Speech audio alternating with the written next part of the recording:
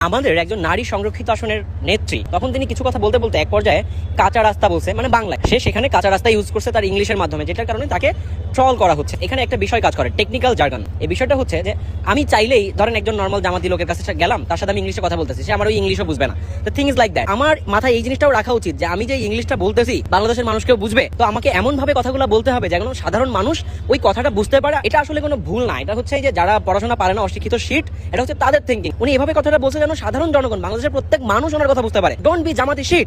আচ্ছা ভাই, ওর কথা অনুযায়ী বোঝা যাচ্ছে জামাতে যারা আছে তারা সব মূর্খ, আর যত শিক্ষিত সব মনে হয় বিএনপিতে। ভাই একবার খোঁজ নিয়ে দেখ কোন দলে বেশি শিক্ষিত, কোন দলে বেশি মূর্খ। তোদের প্রাইম মিনিস্টার যে প্রধানমন্ত্রী, ওর ইংলিশের অবস্থা দেখ কি অবস্থা, তারপরে আসিস কথা বলার জন্য।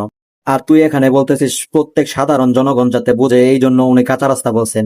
তাহলে তো ভাই সবাই তো তোর মতো এত শিক্ষিত না। বাংলাদেশের যারা কৃষক আছে, আরো বিভিন্ন জাতের রিক্সা চালক আছে, ওরা তো ভাই ইংলিশের ছিটাফাটাও বুঝে না। আর অল্প ইংলিশ অল্প বাংলা, এভাবে তো কেউ কিছু বুঝবে না রে ভাই। বললে পুরাটাই বাংলাতে বলতে হবে, একটু ইংলিশে একটু বাংলা, একটু পটেটো একটু আলু, এভাবে কি হয়? এভাবে কেউ বুঝবে?